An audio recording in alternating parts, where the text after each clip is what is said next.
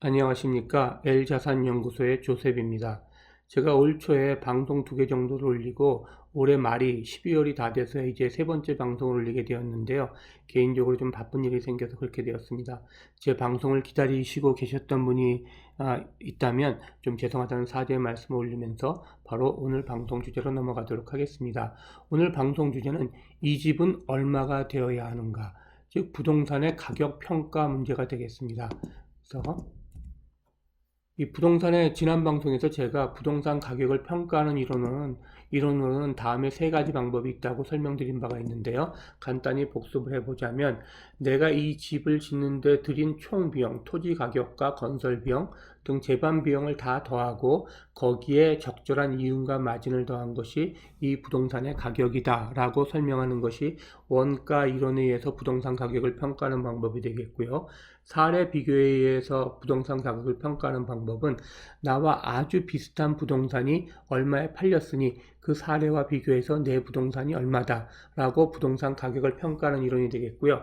마지막으로 수익성 이론에 의해서 부동산의 가격을 평가하는 방법은 지금 얼마의 수익을 가져다 주는 부동산이 뭐 이번 달에 얼마, 다음 달에 얼마 계속 수익을 가져다 주면 그 수익을 다 더한 것이 이 부동산 가격이 된다라고 설명하는 것이 수익성 이론이 되겠는데, 이 수익성 이론이 가장 적절하고 합리적인 가격 평가 이론이라고 저는 생각을 합니다. 자, 그러면 이 수익성 이론에 대해서 조금 더 자세히 살펴보겠는데요. 자, 예를 들어서 내가 어느 부동산 또는 아파트나 뭐 오피스텔을 소유하고 있는데, 이 부동산이 매달 100만 원을, 부동산은 연구에 존재하니까요, 끊임없이 준다라고 하면 이 부동산의 가격은 매달 가져다 줄 100만 원, 당장의 100만 원과 미래에 가져다 줄 임대료 100만 원의 합인데, 그냥 합이 아니라 지금 당장 받는 100만 원과 1년 뒤에 받는 100만 원이 같을 수가 없죠. 그래서 이것을 현재 가치로 돌려서 할인을 해서 더하면 이 부동산의 가격이 되는데, 이 내용을, 지금 여기 쓴 내용을 수학적인 공식으로 표현하면 이 시그마 공식이 되겠는데, 이 시그마 공식의 내용을 조금 더 다음 슬라이드에서 살펴보면요, 이 슬라이드에서 살펴보기 위해서는 우선 가정을 두 가지를 해야 됩니다. 계산의 편의를 위해서인데요. 우선 100만 원을 월세를 매달 받는 게 아니라 12개월치 1200만 원을 계약하는 지금 시점이 아니라 연말에 한꺼번에 받는다라는 이 계산의 편의라는 가정이 있겠고, 시중금리는 우선 작년 한 9월달 정도에 시중금리가 급격히 오르기 전인 3%로 계산을 해본 뒤에 나중에 5%, 6%가 로 시중금리가 올랐을 때 부동산 가격이 어떻게 변하는지를 비교해 보도록 하겠습니다. 그래서 다시 말씀드리지만, 지금 받는 1200만 원과 1년 뒤에 받을 1200만 원은 가치가 다른데, 이것이 바로 현재 가치의 문제가 되겠죠. 그래서 예를 들어서 내가 1년 뒤에 받을 1200만 원을 지금 당장 받았다. 그러면 제가 은행에만 두고 그 1200만 원 아무 데 쓰지 않고 은행에만 둬도 시중금리가 3%라면 3%를 더한 금액을 1년 뒤에 1200만 원의 그 3%의 이자를 더한 1200만 원보다 더 높은 금액이 1년 뒤의 금액이 되겠죠. 그래서 반대로 1년 뒤에 1200만 원의 3% 이자를 더한 이자 수익을 더한 것이 아니라 1년 뒤에 1200만 원만 받는다고 하면 그 1년 뒤에 받을 1200만 원은 현재 가격 X는 1200만 원보다 작은 금액인데, 이 X에다가 3% 이자를 곱한 금액이 1200만 원이니 X를 고립시켜서 이 1200만 원을 1.03을 우변으로 넘기는 거죠. 1.03으로 넘기면 1200만 원, 1200만 원보다 작은 금액이 1년 뒤에 받을 1200만 원의 현재 가치가 되겠습니다.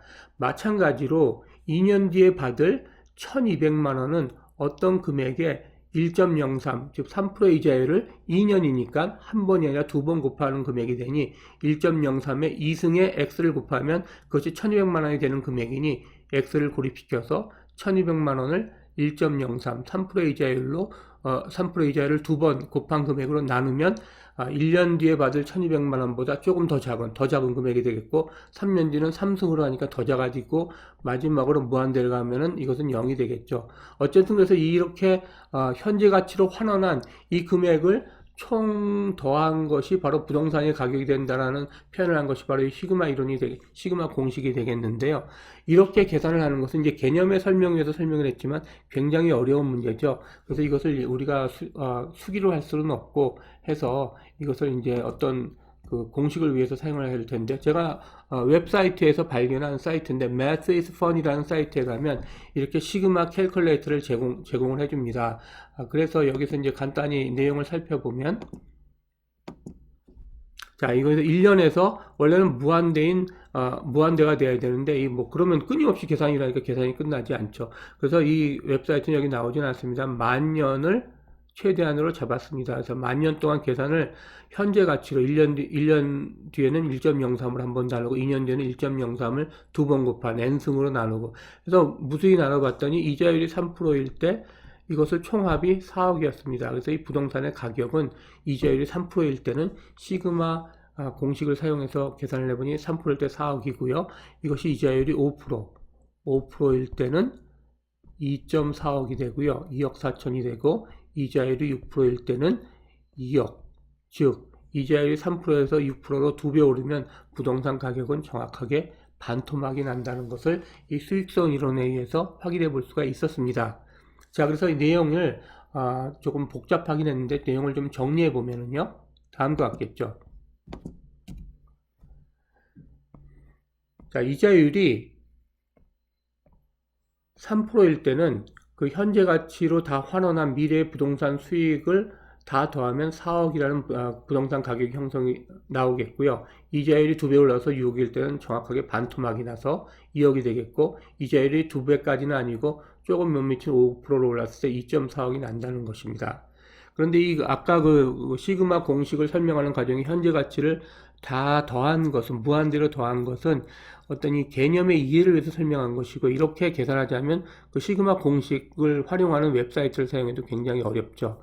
그런데 다행히도 이 1,200만원, 1년 뒤에 받을 1,000만원, 2년 뒤에 받을 200만원을 이 이자율 1.03으로 나누지 않고 1,200만원을 예를 들어서 시중금리가 3%라고 하면 3%를 그 백분율로 환원하면 0.03이 되겠죠. 이 0.03으로 나누면 이 금액이 정확하게 4억이 되고요.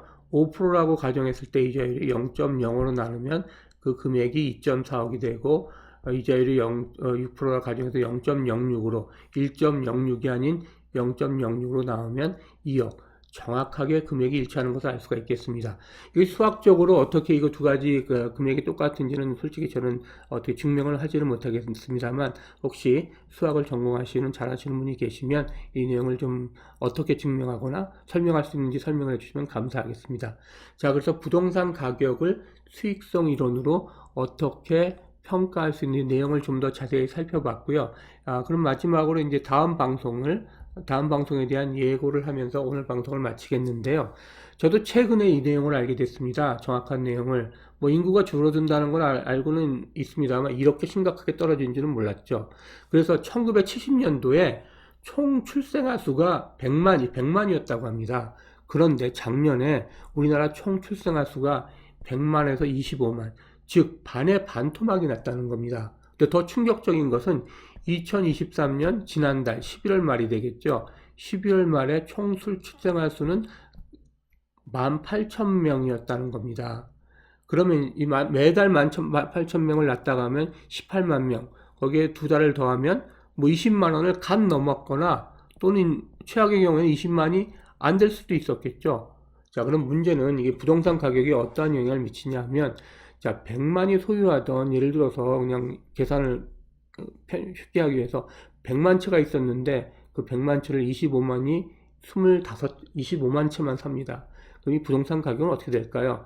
생각해 볼 것도 없이 대세 하락이 되겠죠. 물론 특정한 이슈가 있거나 어느 특정 지역에서 부동산 수익을 계속 더 많이 올려다 주는 경우에는 그 부동산 가격이 오를 수도 있겠지만, 대체적으로는 부동산 가격이 하락할 수밖에 없는데, 이 출생아 수가 이렇게 반토막이 나는 상황에서 부동산 가격은 어떻게 변할지, 이 부동산 가격 평가에 어떤 영향을 미칠지를 다음 방송에서 여러분과 함께 살펴보도록 하겠습니다. 그러면 여태까지 같이 시청해 주셔서 감사하고요. 저의 방송을 구독해 주시고 좋아요도 달아주시고 댓글도 달아주시고 알림을 설정해 주시면 더욱 좋은 방송으로 다음 시간에 찾아뵙도록 하겠습니다. 이상 L자산연구소의 조셉이었습니다.